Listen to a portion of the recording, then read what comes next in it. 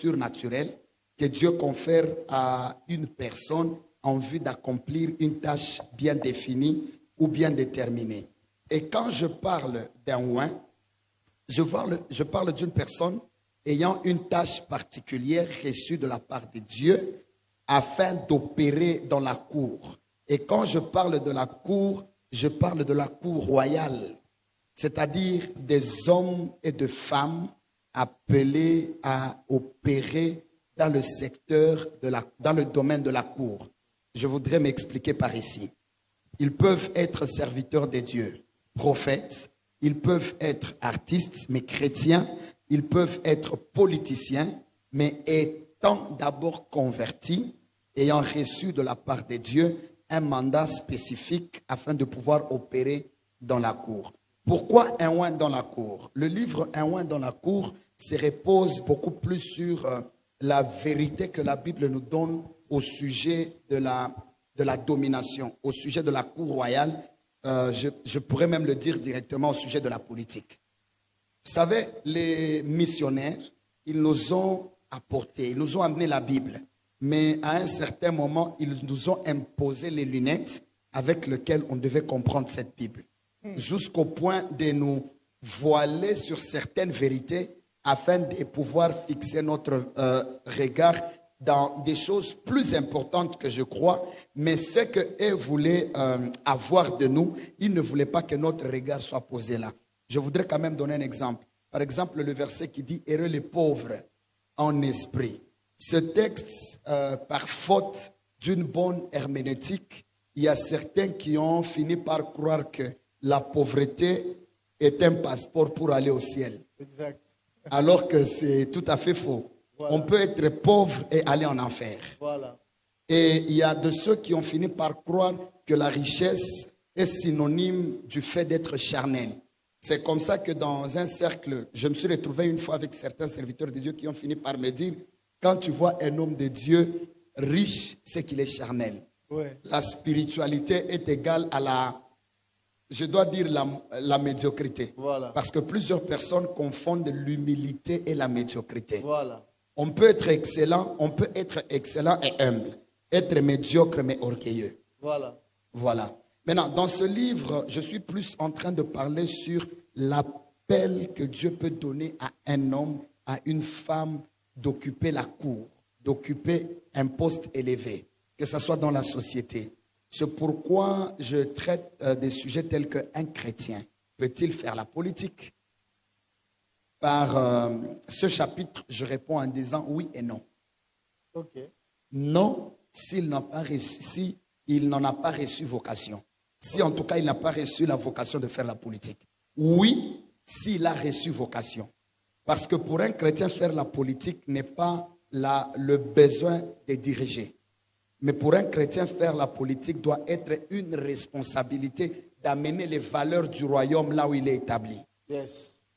C'est pourquoi dans la Bible, vous trouverez des hommes comme des Daniel. Ce sont des hommes oints qu'on appelle des prophètes, mais que je n'ai jamais vu prophétiser dans une église.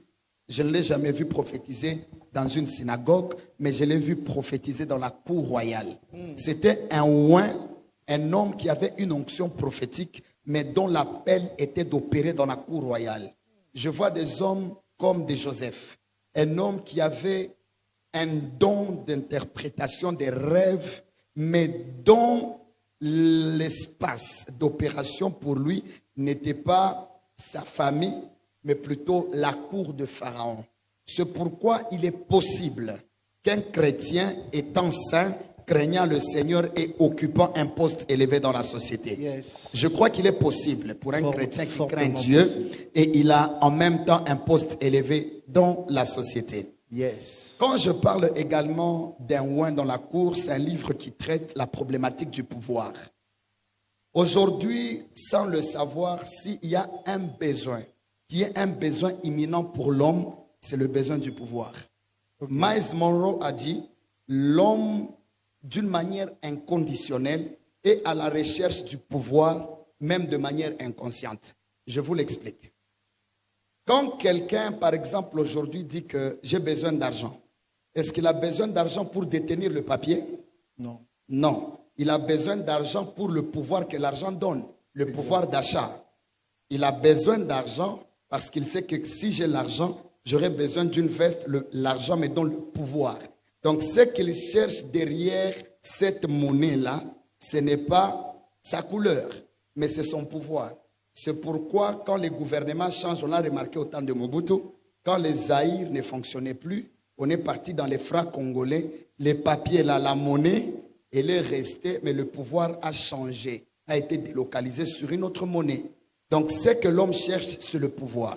Mais étant dans cette quête du pouvoir, il faut comprendre que la source, je voudrais bien le dire, exclusive du pouvoir, c'est Dieu. Wow. La source Exclusive du pouvoir, c'est Dieu. La Bible elle-même nous dit, toute autorité vient de Dieu. de Dieu. C'est comme ça que vous verrez dans la parole de Dieu plusieurs personnes recevoir cette opportunité et cette grâce d'occuper certains rangs. La Bible d'ailleurs le dit dans Daniel chapitre 2 au verset 7 si je ne me trompe pas. La Bible dit que c'est Dieu qui a créé les cieux et la terre et c'est Dieu qui établit les rois. Donc c'est Dieu qui prend le pouvoir et le donne au roi pour dire qu'il est le détenteur. Il est la source exclusive du pouvoir. En parlant de la source exclusive, il y a un chapitre où je parle sur 3 sources du pouvoir. La première source, je parle de la source qui est Dieu. Et tous les 2 pouvoirs qui vont suivre tirent leur origine, leur source de Dieu. Yes. La deuxième source, c'est la source de Satan. Quand Satan n'était pas ce qu'il est aujourd'hui, il était parmi les anges, les chérubins. Mais c'est quand il s'est rébellé qu'il est devenu Satan, celui que nous connaissons aujourd'hui. Wow. Maintenant, quand il a été déchu, Dieu ne lui a pas ravi le pouvoir. Il est tombé avec son pouvoir. C'est pourquoi on peut le remarquer dans les Saintes Écritures qu'à des moments spécifiques, à des moments particuliers, il a aussi manifesté son pouvoir. Mais son pouvoir n'est rien par rapport à la source intarissable qui est Dieu. Et je dis dans ce livre, par exemple, que plusieurs personnes se sont trompées quand ils ont voulu opérer dans le secteur, dans la sphère, par exemple, de la politique. On les a dit, si vous voulez avoir le pouvoir, il faut consulter Satan. Mais quand je parle dans Luc chapitre 4, je crois à partir du 1er en descendant, la Bible m'enseigne ceci. À chaque fois que le diable te propose le pouvoir, c'est parce qu'il a vu en toi quelque chose de plus grand que ce qu'il veut te donner. Yes. Il a dit à Jésus, adore-moi, prosterne-toi devant moi et je te donnerai le pouvoir du monde. Et Jésus lui a dit, tu ne tenteras pas ton Dieu. Ce que Satan donne est peu par rapport à ce que Dieu nous donne. La troisième source du pouvoir, c'est l'homme. Oui, d'ailleurs, on est dans le concept de la démocratie. Quand on veut définir la démocratie... Excusez-moi, docteur. Est-ce que le clavieriste est là? Il peut monter pour nous aider à faire quelques doigts au piano. Continuez, papa. Voilà. J'étais en train de parler au sujet de la démocratie. Oui. Voilà. Je suis dans le contexte du pouvoir dont la source est l'homme. Voilà. On définit la démocratie comme étant le pouvoir par le peuple et pour le peuple. Et on se dit toujours que dans le régime démocratique, pour que quelqu'un puisse avoir le pouvoir, c'est le peuple qui lui donne le pouvoir. Ça, c'est par exemple un type de pouvoir qu'un homme peut donner. Le deuxième type de pouvoir qu'un homme peut donner, c'est le pouvoir de la nomination. Pasteur Grace, dans la société, à part le fait que vous soyez pasteur, vous êtes quelqu'un quand même qui émerge dans le monde séculier. Oui. Et le poste, la position que vous avez, vous octroie le droit de prendre quelqu'un et de le mettre à un certain niveau. Exact. Et c'est un pouvoir que vous donnez à cette personne. Yes. Mais je voudrais le dire ceci. Quand l'homme t'élève à la hauteur de sa main. Et quand Dieu t'élève à la hauteur de sa main. Yeah. C'est pourquoi en matière du pouvoir, il faut plus se connecter à la